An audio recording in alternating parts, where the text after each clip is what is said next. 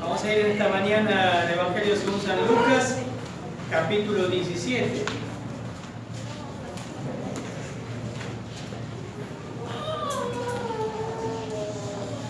Vamos a leer el texto y luego vamos a orar. Evangelio de Lucas, capítulo 17, versículos 7 al 10. Dice así: ¿Quién de vosotros, teniendo un siervo que ara o apacienta ganado, al volver del campo luego le dice: pasa y siéntate a la mesa? ¿No le dice más bien: prepárame la cena y cíñete y sírveme hasta que haya comido y bebido, y después de esto come y bebe tú? ¿Acaso da gracias al siervo porque hizo lo que se le había mandado? Pienso que no. Así también vosotros, cuando hayáis hecho todo lo que se os ha sido ordenado, decid: siervos inútiles somos, pues lo que debíamos hacer hicimos. Voy a leer la versión de las Américas. Yo siempre les digo que es lindo ver las dos versiones. ¿Quién de vosotros que tiene un siervo arando, pastoreando ovejas, y cuando regresa del campo le dice: ven enseguida y siéntate a comer? ¿No le dirá más bien: prepárame algo para cenar y vístete adecuadamente y sírveme hasta que haya comido y bebido, y después comerás y beberás tú? ¿Acaso le da gracias al siervo porque hizo lo que se le ordenó?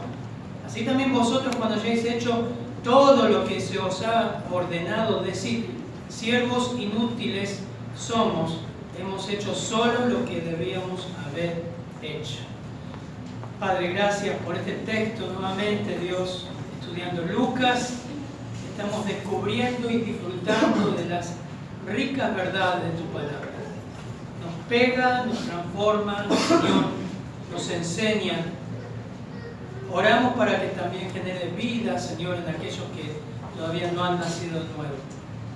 Oramos para que como iglesia podamos aprender esta verdad que tú enseñas. En tu nombre, amén. Es un texto que, si lo vemos así, parece que no tiene relación con lo que venimos viendo. Pero no es así. Sigue todo un mismo hilo. Si ustedes me siguen en el Evangelio de Lucas, capítulo 17, vemos del versículo 1, Jesús dijo a sus discípulos: imposible que no vengan tropiezos, mas ay de aquel por quien vienen.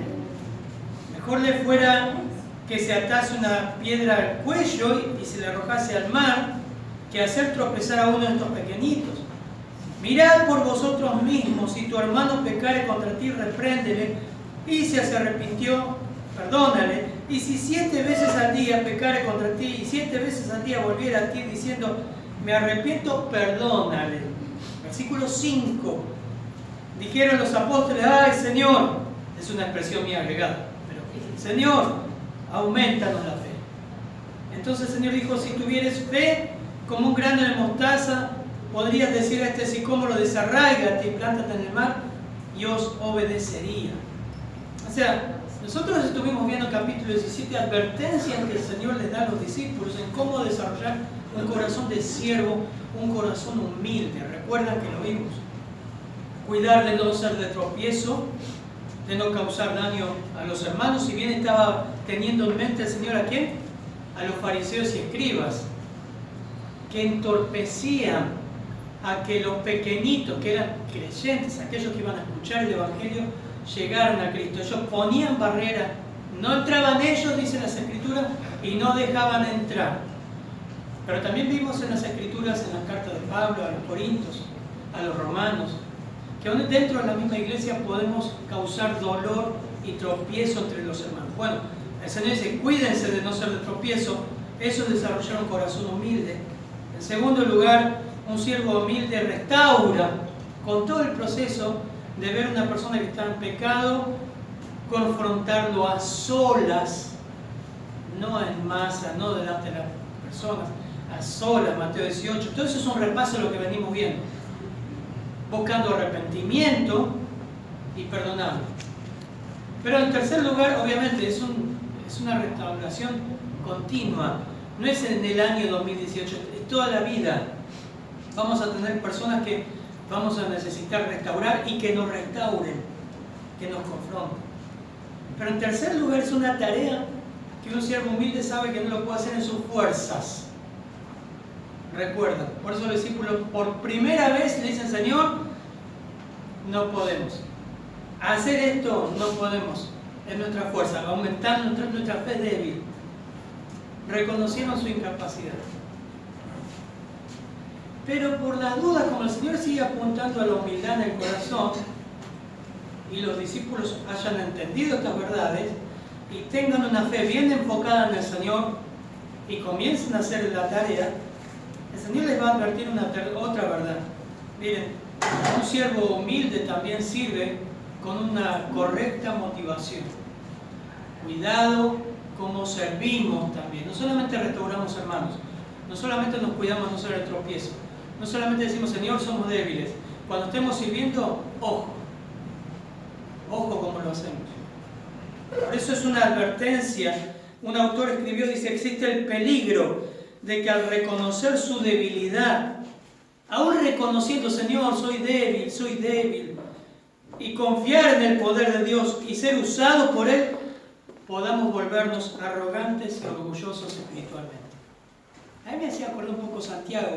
La carta de Santiago habla mucho de la arrogancia y la soberbia. No voy a entrar en Santiago, pero hay dos formas del orgulloso que muestra Santiago. Los fanfarrones, dice: hoy iremos a tal ciudad, traficaremos, haremos negocio y ganaremos.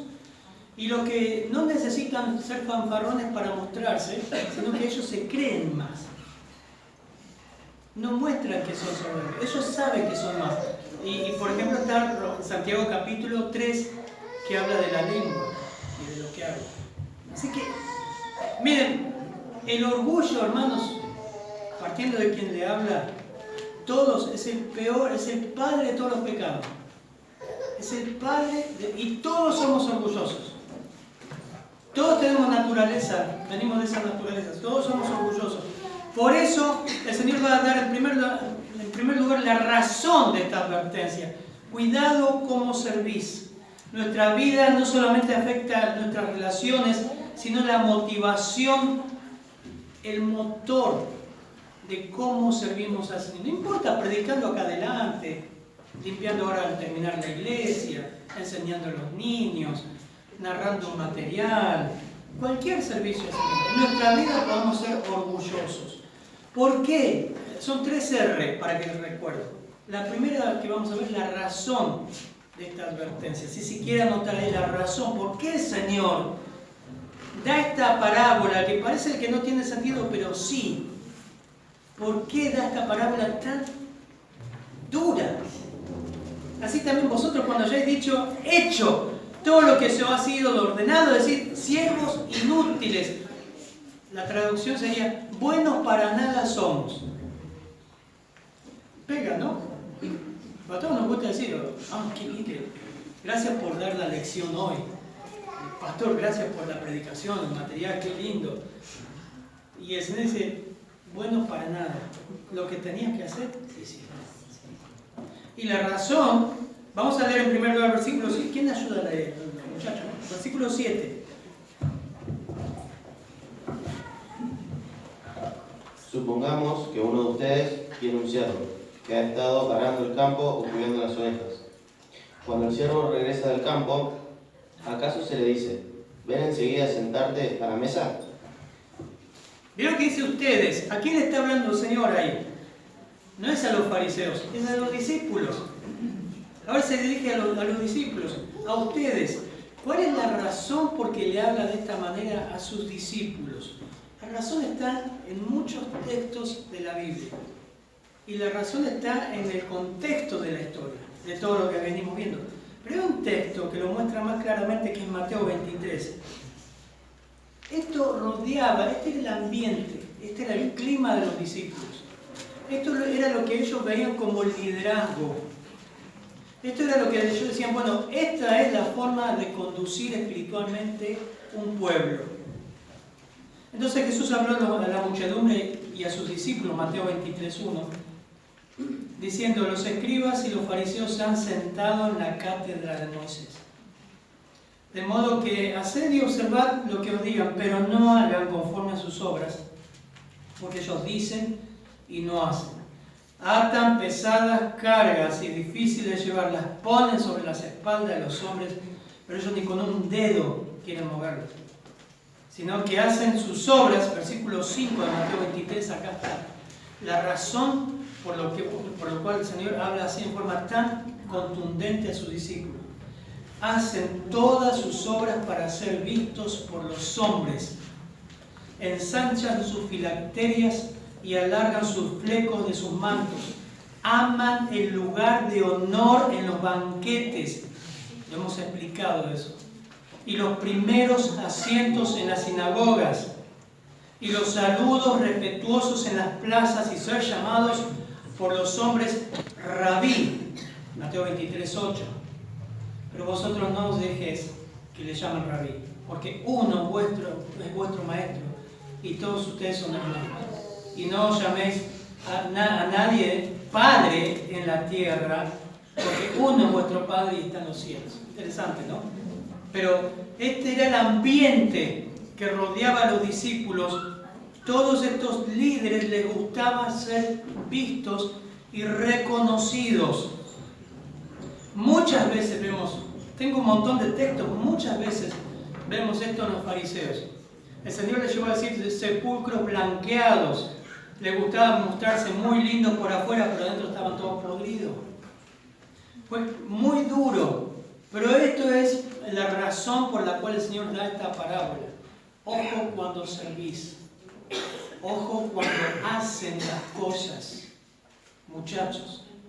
Porque no solamente pasó con los fariseos, ocurrió también con la iglesia primitiva. La primer disciplina que hace Dios en la iglesia primitiva tiene que ver con el orgullo. Mire, Hechos 4, a ver si podemos leer, Hechos 4, 34 al 37. Y luego seguís del 1 al 11, todo seguido. Hechos 4, 34 al 37. Y siguiendo ahí nomás sin leer el título, 5, 1 al 11. A ver si vamos, muchachos. Así que no había entre ellos ningún necesitado, porque todos los que poseían heredades o casas las vendían y traían el precio de lo vendido, y lo ponían a los pies de los apóstoles, y se repartía cada uno según su necesidad. Entonces José, a quien los apóstoles pusieron por sobrenombre Bernabé, que traducido es hijo de consolación, levita, natural de Chipre, como tenía una heredad, la vendió y trajo el precio y lo puso a los pies de los apóstoles. Para ahí. Esto ocurría. ¿Recuerdan los cristianos de la primera, cuando la iglesia está ahí en su nacimiento? Lo primero que hacían era buscar satisfacer las necesidades unos de los otros. Era precioso, ¿no? Todo lo que vimos, ya lo estudiamos, lo vimos hechos en el verano. Y este muchacho, este hombre, José, versículo 36 de Hechos 4, levita, que quizás ya la ley no tenía, ellos no podían tener heredades, terrenos, pero este levita sí tenía. La vendió, su nombre significa hijo de consolación, y trajo el dinero a los apóstoles. ¿Para qué? Para satisfacer necesidades. Miren cómo empieza, porque ustedes dejan eso y no entienden lo del capítulo 5. Miren lo que ocurre en capítulo 5, versículo 1 al 11. Pero cierto hombre, llamado Ananías, con Zafira su mujer, vendió una heredad, y sustrajo el precio, sabiéndolo también su mujer, y atrayendo solo una parte, la puso a los pies de los apóstoles. Y dijo Pedro, Ananías, ¿por qué llenó Satanás tu corazón para que mintieses al Espíritu Santo y sustrajeses del precio de la heredad? Reteniéndola, ¿no se te quedaba a ti y vendida no estaba en tu poder? ¿Por qué pusiste esto en tu corazón? Hasta ahí. Ustedes se acuerdan lo que ocurre. Luego entra la esposa, luego que salen a enterrar, versículo 6, a él, entra la esposa y en 3 horas después entra la esposa y ocurre lo mismo. Saben el desenlace, ¿no? El juicio que Dios dio. Muchos dicen por hipocresía y porque mintió a Dios. Pero el problema está El problema está que ellos quisieron aparentar algo que no eran, querían ser vistos. Y José había traído una heredad, había vendido y había traído todo ese dinero de todo ese terreno o esas propiedades a los apóstoles. Por eso dice, pero cierto hombre, llamado Ananías con Zafira, vendió una propiedad. Este no quiso ser menos. El problema no era que sustrajo, léanlo en su casa, no era que sacó el dinero. Pedro le dice, escúchame, ¿por qué no te la quedaste vos? ¿Por qué mentís? Este dijo, mirá toda la plata que trajimos. Dice, no le demos tanto, sacá un poco, quédate, pero decir, mirá, si José lo hizo, yo también. Si ellos lo hacen, nosotros también somos espirituales. Ese es el contexto, el orgullo. Quisieron aparentar algo, quisieron no ser menos que el otro que también hacía. Cuidado con eso, hermanos. Esa es la razón de esta advertencia. Él limpia el salón, yo voy a limpiar arriba. Yo soy más espiritual, yo voy el fondo y el pasillo. Si él hace esto, yo hago aquello. Si él sirve de esta manera, yo lo hago de esta otra manera. Yo soy mejor. No lo decimos, pero ese es el corazón. Es por esa la razón que el Señor da esta advertencia. Cuidado cuando servimos al Señor. No me quiero adelantar porque lo vamos a tocar, pero Pablo en Filipenses dice, nada hagáis por contienda o vanagloria. Antes bien, con humildad. Esa es la razón. El juicio que Dios da en esta iglesia primitiva fue esa la razón. Estas personas querían pasarse de rosca con el Señor y decir, nosotros somos mejores. Y decía, a mí no me pueden engañar. Conozco la motivación. Esa fue la advertencia dura, pero ellos no querían ser menos. Gálatas 5:22, que lo conocen de memoria, mas el fruto del Espíritu es amor, gozo, paz, paciencia, benignidad, bondad, fe, mansedumbre, templanza. Contra tales cosas no hay ley. Precioso. Pero los que son de Cristo han crucificado la carne con sus pasiones y deseos. Vean el contexto, viene hablando de los frutos de la carne y los frutos del Espíritu. Si vivimos por el Espíritu, andemos por el Espíritu. Gálatas 5:25. 26. No nos hagamos vanagloriosos, irritándonos unos a otros, envidiándonos unos a otros. Yo espero que no, hermanos, pero la Biblia dice que hay eso en la iglesia. Que lo hay. Y la razón de esta parábola es esa. Muchachos, ojo cómo sirven y se conducen en la vida cristiana.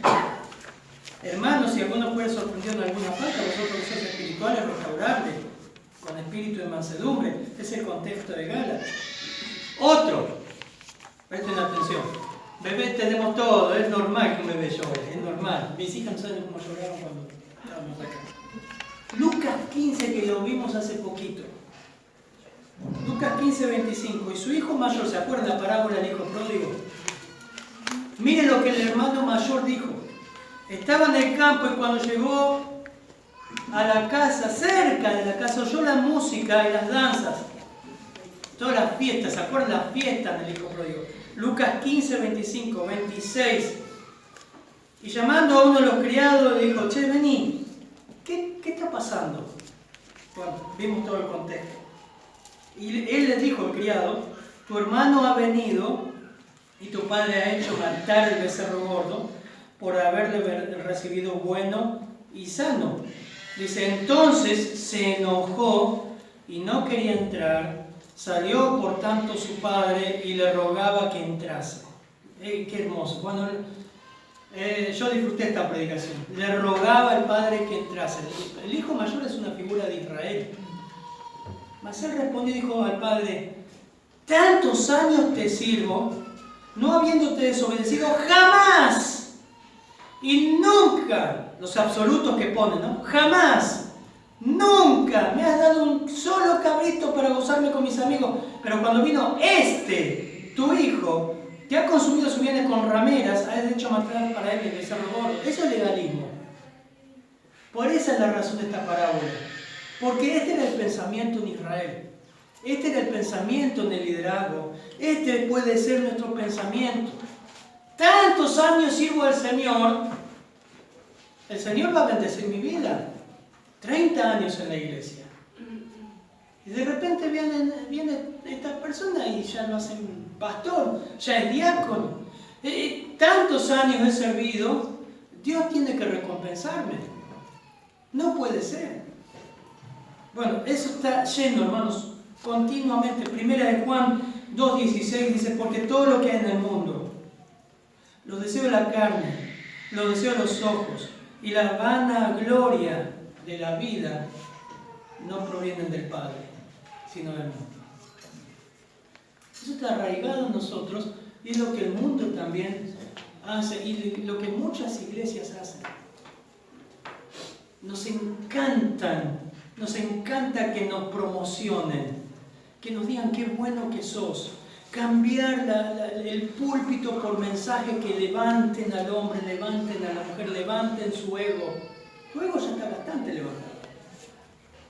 Venimos con nuestro ego levantado en la panza de mamá. Nacés como un monstruo. Dicen que si un bebé, mira al bebé llorando, si un bebé llorando así tendría la fuerza de un hombre de 30 años y el cuerpo de un hombre de 30 años, mata a la madre por su egoísmo. Nacemos así. Entonces no necesitamos una iglesia que nos alimente el ego. Muchas veces se dan ministerio en la iglesia para animar a las personas. Eso es fidelidad, hermanos. Así que continuamente dice, la vanagloria de la vida no proviene del Padre. Y Filipenses 2:3, nada hagáis por egoísmo o por vanagloria, sino con actitud humilde. Cada uno de vosotros considere al otro más importante que a sí mismo, no buscando cada uno sus propios intereses, sino también los intereses de los demás. Ahora, ¿cuál es el remedio para el egoísmo, para el orgullo que está innato en nosotros? Bueno, ahora lo da. En segundo lugar, el remedio. La razón, necesitamos ese remedio. La razón es que somos egoístas, somos soberbios. Miren, versículos 7 al 9, por favor. ¿Quién de vosotros, teniendo un siervo que ara o apacienta ganado, al volver él del campo, luego le dice, pasa, siéntate a la mesa? ¿No le dice más bien, prepárame la cena, cíñete y sírveme hasta que haya comido y bebido, y tú después de esto come y bebe tú? ¿Acaso da gracias al siervo porque hizo lo que se le había mandado? Pienso que no. Terrible, ¿no? La parábola que da el Señor. Porque dice, ¿quién de vosotros? Está hablando de un propietario de un pequeño campo, tenía un solo esclavo. La palabra ahí es esclavo, es doulos. Algunos dudaban de esa palabra, no es siervo, es esclavo, no es jornalero. Los esclavos estaban mejor que los jornaleros, porque vivían bajo el mismo techo y comían con su amo. Los jornaleros no, lo vimos en la parábola del hijo pródigo. Pero este esclavo está, y en el Nuevo Testamento está lleno de esta palabra. Hechos 4, Romanos, Gálatas, Colosenses 1, 7, 4, 12, lleno de esta palabra. Y eran, por lo general, mucha de la gente antiguamente eran esclavos. Que MacArthur en su libro explica que es una de las palabras más traducidas en la Reina Valera 60. Muchas veces traducen siervo, no, es esclavo, es doulos. Y él describe la esclavitud de la siguiente manera: los esclavos no tenían libertad, ni autonomía, ni derechos. En el mundo greco-romano a los esclavos se les veía como cosas en vez de personas. Ser esclavo de alguien era ser su posesión, atado a obedecer su voluntad sin dudar y sin argumentar. Por eso el versículo 7, ¿quién de vosotros teniendo un esclavo? La traducción ahí es esclavo, doulos, arando o pastoreando, y cuando regresa al campo le dice, ven enseguida, sentate a comer. ¿Está mencionando algo que la respuesta sería, ellos conocían el contexto? No, ridículo, Señor. Es como usted decirle, ¿quién de sus patrones en su trabajo, cuando termina de trabajar, le tienen la cena o el almuerzo listo y dice, vení, pasá a comer, pasá? No, ridículo. Ellos lo que quieren es que usted trabaje. Bueno, para eso les pagan. Entonces, sigue el Señor. Versículo 8. ¿No le diría más bien, prepárame algo para cenar? Y vístete, dice las Américas, y vístete adecuadamente para darme la cena. Y sírveme hasta que haya comido y bebido, y después comerás y beberás tú. Obviamente, nadie haría eso, es ridículo. Es lo mismo que había un empleador, nadie haría eso. Lo que sí haría esto. Bueno, el espíritu de esclavo, dice William Hendrickson, el espíritu de esclavo no tiene promoción en la vida de los negocios ni en el reino de Dios. Naturalmente el amo de este siervo, fríamente calculador, ni siquiera pensaría en servir al siervo. Sé que están pensando, bueno, pero la Biblia dice que el Señor en el cielo va a servirnos y que el Señor en los evangelios y cuando resucita prepara un desayuno a los discípulos en la costa, también ciñe su toalla y sirve. Sí, pero eso se llama misericordia y gracia, inmerecida. Inmerecida. Por eso Pedro le dijo, tú no me servirás jamás. No porque lo merezca.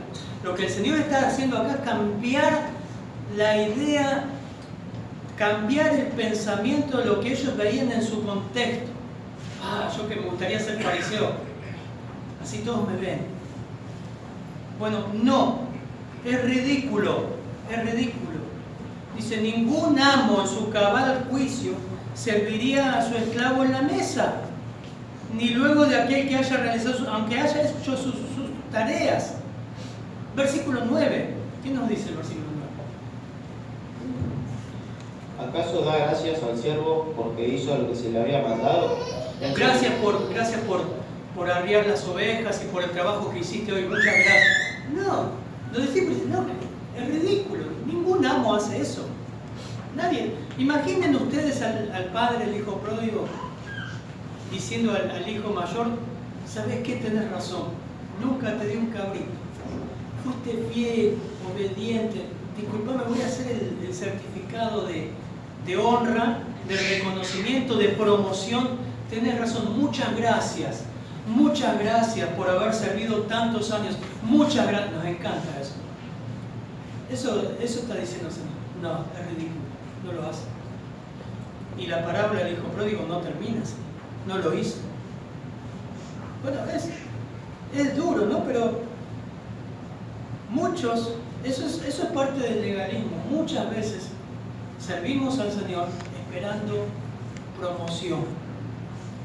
Hacemos las cosas para ser vistos. Pero el Señor quiere cambiar la mentalidad de los discípulos y ser siervos humildes. Hacernos siervos humildes. Y Pablo en Romanos 6, si me acompañan todos, es uno de los pasajes más fuertes que habla de nuestro nuevo estado en Cristo. De 9 versículos, 8 aparece la palabra esclavo, doulos. ¿Qué pues? ¿Pecaremos porque no estamos bajo la ley sino bajo la gracia? En ninguna manera. Romanos 6:15, 16.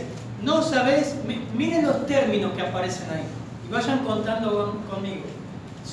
Que si os sometéis a alguien como esclavos para obedecer. Sí, ya sé que usted dice siervos, pero son todos traducidos esclavos. Si os sometéis a alguien como esclavos para obedecerle, sois esclavos de aquel a quien obedecéis, sea al pecado para muerte o sea de la obediencia para justicia. Pero gracias a Dios que aunque erais esclavos del pecado, habéis obedecido de corazón a aquella forma de doctrina a la cual fuisteis entregados. Interesante, ¿no? ¿Quién nos entregó esa forma de doctrina? Dios. Y libertados del pecado viniste a ser esclavos de la justicia. Hablo como humano por vuestra humana debilidad, que así como para iniquidad presentaste vuestros miembros para la esclavitud a la inmundicia y a la iniquidad, ahora para santificación presentad vuestros miembros para esclavitud de la justicia. Pero cuando eres esclavos del pecado, eras libres acerca de la justicia. ¿Pero qué fruto tenías de aquellas cosas de las cuales ahora os avergonzáis? Porque el fin de ellas es muerte. Mas ahora habéis sido libertados del pecado y hechos esclavos de Dios. Tenéis por vuestro fruto la santificación y como fin la vida eterna, porque la paga del pecado es muerte, mas el regalo, la dádiva de Dios es vida eterna en Cristo Jesús, Señor nuestro. 9 veces, de 9 versículos, 8 veces aparece la palabra esclavos, seguida de conceptos como libres, obediencia, sometimiento. Y lo que Pablo está diciendo es que nuestra salvación en sí es un cambio de esclavo de pecado, versículo 22, a ver quién lo lee, versículo 22, de esclavo del pecado a 22. Mas ahora que habéis sido libertados del pecado y hechos siervos de Dios, tenéis por vuestro fruto la santificación y como fin la vida eterna. Traduzcan esa palabra porque es doblos ahí. Esclavos del pecado ahora son esclavos de Dios. ¿Cómo cambian, no? Y si estudiamos bien el concepto de esclavitud. O sea, como siempre enseñamos, que nuestra salvación es un cambio de dueño. Tu dueño, nuestro dueño, antes de Cristo es el pecado. Lo obedecías y te sometías y te dominaba. A mí no me domina nadie, te domina el pecado.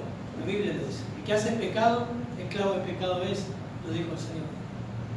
Lo que Pablo está queriendo imprimir en ellos, que se acuerden, lo que el Señor está queriendo imprimir en los discípulos, que son esclavos de Dios. El concepto de esclavos. Y el concepto que un esclavo no tiene derecho. No puede razonar con su dueño. No puede pedir, no puede protestar. Obedece. Es un término duro. Este es el remedio contra el orgullo espiritual. Nunca olvidar que fuimos rescatados de nuestra vana manera de vivir. Fuimos libertados del pecado porque éramos esclavos del pecado y ahora hechos esclavos de Dios. Que no merecemos ni siquiera adorarle, hermanos. Por gracia fuimos salvos. Y esto no de nosotros, es regalo de Dios. Si estamos acá es inmerecidamente, no lo merezco. Siervo inútil soy. Y es más, que lo vamos a ver ahora. Primera de Crónicas 29:14, anótenlo ahí, Primera de Crónicas. El rey David, cuando se estaba juntando los elementos para hacer el templo, dijo: ¿quién soy yo? ¿Y quién es mi pueblo para que podamos ofrecer tan generosamente todo esto? Porque de ti proceden todas las cosas. Y lo que recibo de tus manos lo doy. Somos forasteros y peregrinos delante de ti, como lo fueron nuestros padres. Como una sombra son nuestros días en la tierra y no hay esperanza. Oh Señor, Dios nuestro, toda esta abundancia que hemos preparado para edificarte una casa, para tu santo nombre procede de tu mano y todo es tuyo. Pero ¿quién soy yo? Qué lindo hacernos esa pregunta, ¿no? ¿Quién soy yo para tener el privilegio de servir a Dios? Hermano que está teniendo un ministerio, es un privilegio. Espero que no lo veas como un peso, lo veas como un privilegio. Ser miembro de la iglesia es un privilegio. No porque sos el miembro de la Iglesia Bautista Misionera San Miguel, porque sos parte de la iglesia de Cristo. Él nos insertó, Él nos puso, Él nos dio vida cuando estábamos muertos en delitos y pecados. ¿Quién soy yo? Hacete esa pregunta cuando sirvas. No que pase el tiempo y tantos años serví, nunca me reconocieron nada.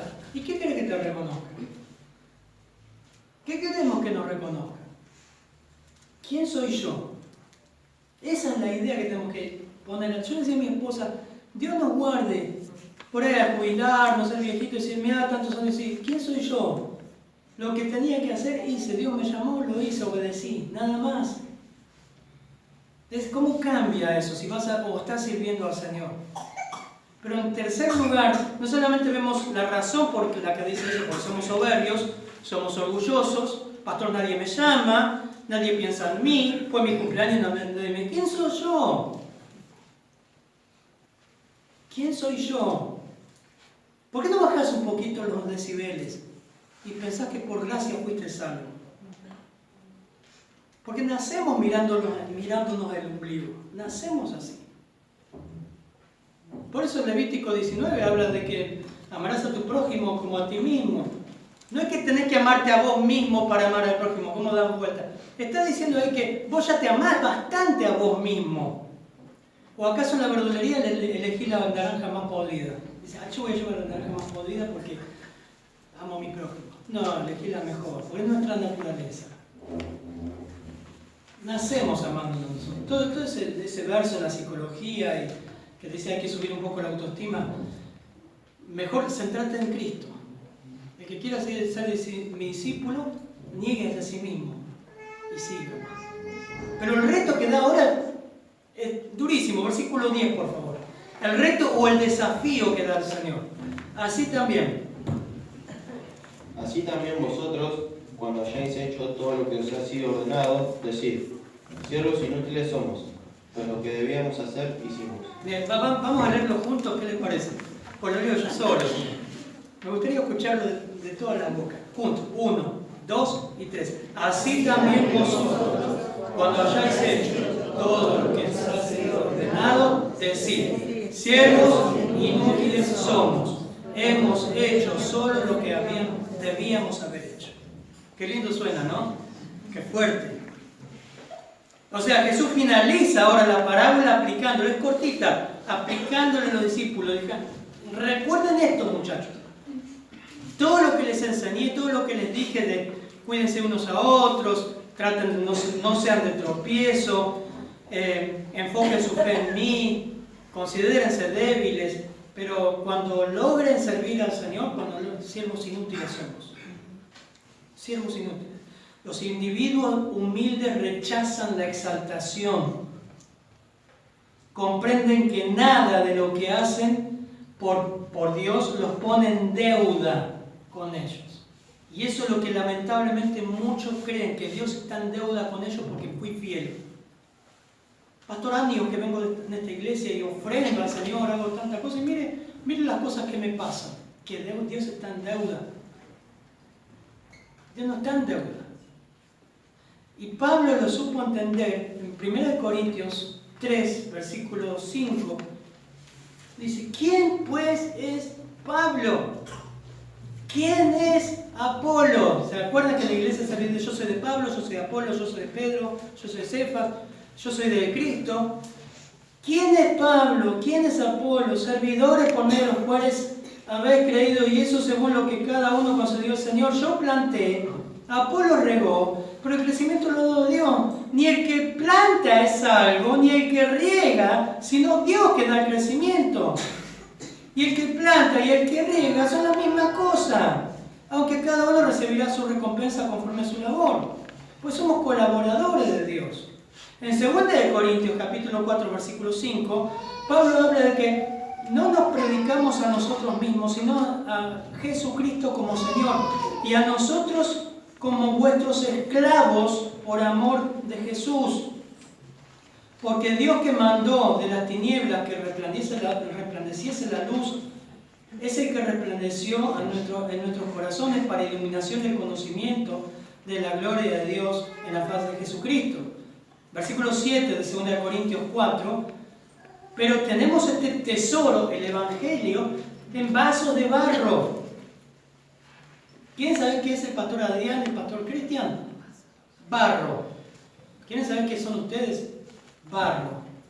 Somos vasos de barro para que la excelencia del poder sea de Dios, no de nosotros. La tenía clara Pablo. Y es interesante porque dice que los vasos de barro eran barro cocido y tenían la particularidad de ser las vasijas más baratas. Las vasijas más baratas, rompibles, baratas, rompibles y reemplazables.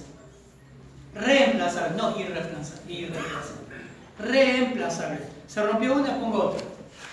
Servían para todas las tareas domésticas. ¿Ves cómo el Señor está hablando acá en contra de nuestro orgullo? Es un mensaje que muchas iglesias por ahí hoy no lo harían, porque te baja la autoestima y te dice, ¿sabes que sos vasos de barro? Lo que en vos debe manifestarse es el poder de Dios. Porque es así. Y esa es la parábola que tiene. Cuando te toque servir al Señor, no anotes, si yo hice esto, tengo todo un inventario de todo lo que servía al Señor. Vieron que cuando va a un trabajo usted presenta el currículum. Entonces me voy a otra iglesia, yo hice esto, en otra iglesia dice esto. Sacá todas las chapas. Eso no va a la obra de Dios. Eso no va. Ayer, aunque me lo robaron, pero fue bueno, me pasaron, dijo alguien, al orgullo le encanta trepar, pero no como Saqueo para ver a Jesús, porque Saqueo era petizo, sino para ser visto. Y otro autor dice, en el futuro de los creyentes sí serán exaltados. Lucas 12:37 y muchos pasajes hablan de que Jesús mismo servirá en el gran banquete de bodas en el cielo. ¿Cómo será? No sé. Pero dice que la Biblia dice que recibiremos alabanza de parte de Dios. Pero incluso aquello será el resultado de la gracia divina, nunca de nuestros méritos, nunca de nuestras chapas. Así que, hermanos, todo lo que recibimos del Señor va a ser resultado, y todo lo que recibimos ahora es resultado de la gracia de Dios. Lucas 14 habíamos visto un pasaje hace un tiempo que el Señor también había dicho esta verdad, y dice, cualquiera que se enaltece será humillado, y cualquiera que cualquiera que se enaltece será humillado, y el que se humilla será enaltecido. Hay pasajes como Lucas 14:11, Lucas 11:52, Lucas 18:14, Santiago 4:10 que hoy les mencioné, 1 de Pedro 5. Para terminar, hermanos, hasta acá estamos viendo lo que son reflejos o características de un siervo humilde. ¿Cómo estamos haciendo las cosas? ¿Cuál es el corazón cuando sirvo al Señor? En mí, cuando preparo un mensaje, cuando preparamos un seminario. Usted cuando sirve en cualquier área de la iglesia. Puede decir la verdad, Señor, tú te mereces más. Soy un vaso de barro. Lo que tengo que hacer lo hago. No necesito que me promociones. ¿Puede orar así? Señor, todo lo que recibo lo recibo por tu gracia y tu misericordia. Como el publicano que vamos a ver en Lucas 18. No soy merecedor de nada. Que sea así en nuestros corazones. Ahora, a lo largo del año y en nuestra vida. Padre, gracias por tu palabra. Gracias, Señor, porque nos ayuda a reflexionar. Sabemos que tú nos amas. Sabemos que hemos sido ricos en Cristo.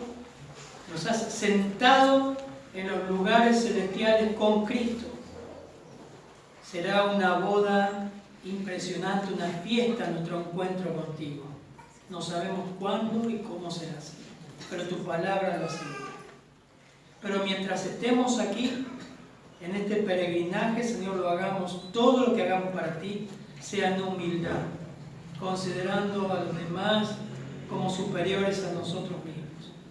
No irritándonos, no envidiándonos, alegrándonos con el progreso del hermano. Señor, guardanos del orgullo, guardanos de la soberbia, Padre. Hay mucho en tu palabra que habla de eso. Ayúdanos a ser siervos útiles. En tu nombre, amén.